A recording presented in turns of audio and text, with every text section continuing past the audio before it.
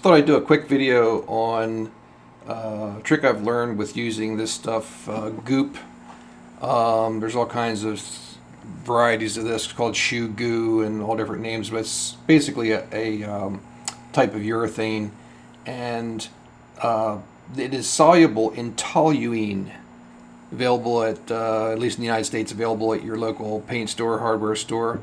And toluene is the perfect solvent for this.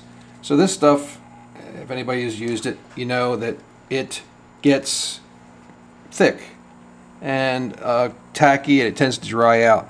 So the consistency that we have right there is great for something like this, where you want to do an actual strain relief and you want to get it on and put it around there, and you say, man, that's a mess. Are you serious? And yeah, I'm serious. This looks like death warmed over right now. But you're going to see that the toluene is the secret here. And the toluene is a very powerful solvent on this. And you'll notice now I'm just going to take this, and as I take this toluene to this, I can now sculpt this stuff and get it to wet to the part and actually thin down. That really was a little bit thick. I probably should have thinned that just a little bit before I put it on there. But it won't matter, because this is all going to come out when this dries. So you see what I'm doing here. I'm able to actually take this and coax the toluene into the shape I want, smooth it, get a nice uniform finish. You can see that the toluene is completely dissolving this. And it doesn't dissolve it and ruin its properties. That's the good part. It is just the natural solvent of this material. Now this stuff does shrink a lot, so this might look horrendously thick, but when that actually cures, now you can see I went from an absolute mess to where now I've sculpted this into a nice strain relief. Now it looks a little clunky there, but that will actually shrink up significantly. And so just a way to get your goop, I actually pour solvent into the tubes. After I use it, I'll pull the tube backwards to try to get a pocket in there, throw some toluene in there, and keep it from evaporating. So that's one example of using that. But the other thing, the main reason I'm actually doing it right now, is I'm going to use it as a coating. I'm just going to take a wad of it here and put it in this plastic spoon. Just get enough in there that I can get some on here. And here's where I'm talking about, where I'll just take some toluene now, and I'll actually put some toluene in this to help prevent the evaporation and the solidifying of this. I'm actually filling this up.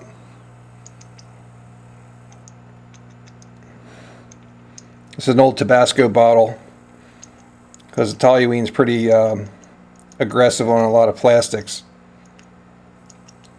So I'm filling that up, and what that'll do, that'll actually rehydrate, if you want to call it that. It's not hydrate, but get this back in solution, and that'll thin out and be a lot more nicer to use now. So now I come over here to where I'm working with this, and fortunately this toluene even dissolves completely dried shoe goo or goop or whatever you're using.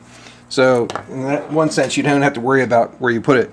So put some toluene in here, and I'm going to basically just take this and I'm going to massage this until I get this to be a liquid that's the consistency that I like for using as a coating.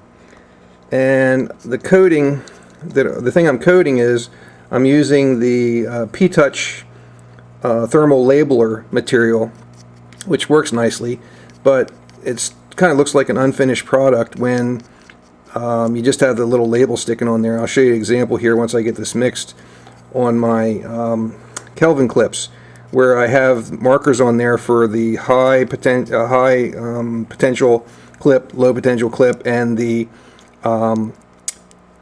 current and voltage leads of these clips, which need to be known on there. So I have little yellow background labels on there to show me what those are, but they just kind of look clunky on there. And you do need to get this completely mixed so it's not lumpy. Get what you're after. And the toluene evaporates pretty quickly, so I might have to add a little bit, but you don't want this too thin because it will really thin out as it dries.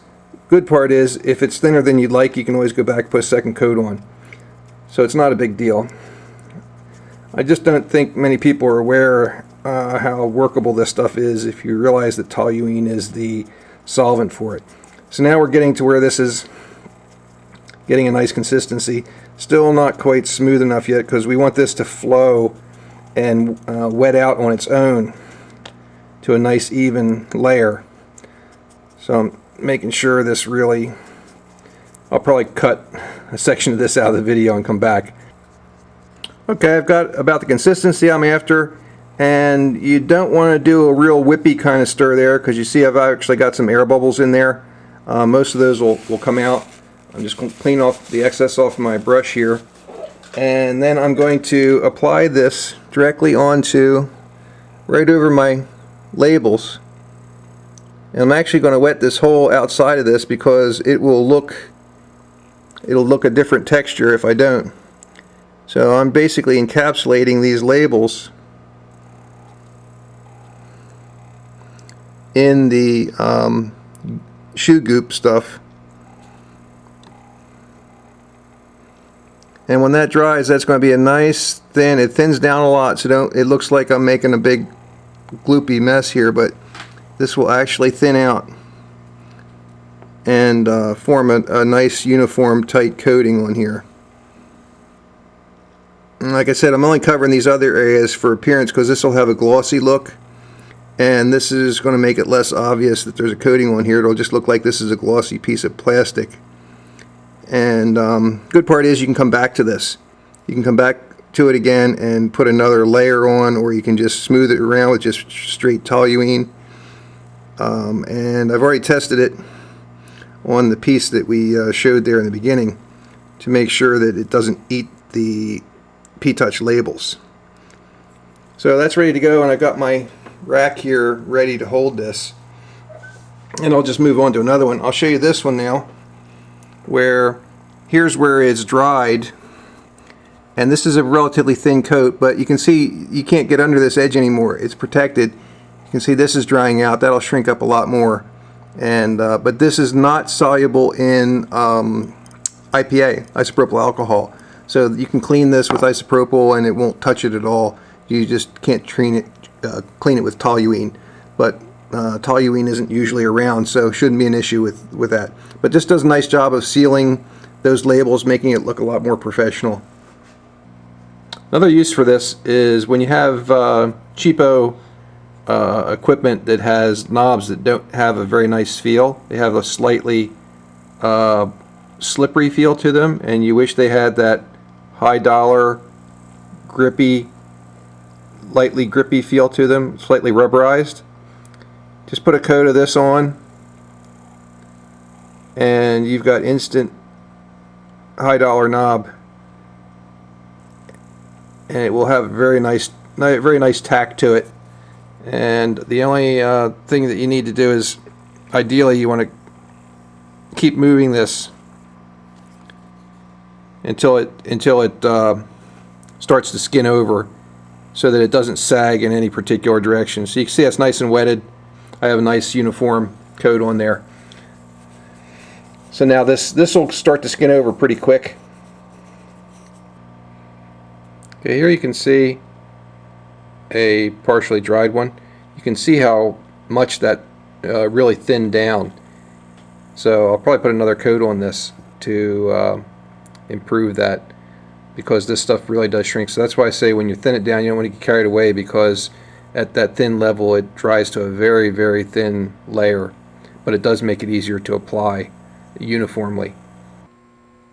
One note on this Goop or Shoe Goo or whatever you're using. I know in the Goop variety, I actually called the company, and the lawn and garden variety, as opposed to the other ones, has a ultraviolet inhibitor in it, so it's good for outside use. And they say that the regular deteriorates pretty quickly It doesn't have that, so no reason not to just use the lawn and garden stuff that has the UV inhibitor. Here is the knob that was treated, a Rigol knob that was treated with it. Here's the plain one, untreated. These are cracked knobs that came off the replacement knobs. This looks shiny and it looks like it would be slipperier, but you give that a wipe with isopropyl after that has dried, and this has that nice rubberized knob feel, like a high quality knob. It's not this slippery, shiny stuff like this. So if you use your scope a lot and that bothers you, that's a nice touch. And here is the one where I gooped all that heavy stuff on. Did a sloppy job on it, and obviously it'd be better to do it in maybe 2 passes. But you can see how that shrunk up nicely and formed a nice tapered lead. This is actually a piece of heat shrink, so it doesn't flex very well. But if this was a regular piece of wire, you would see that that has a really nice strain relief effect because of the gradual taper. You can see a little bit of it there in the heat shrink tubing. But very effective strain relief, works very well. And here you can see the label being protected. That's certainly not going to peel off. And like I said, this is unaffected by isopropyl and all your normal detergents, so not an issue. So I hope you enjoyed that, and I hope you find it useful.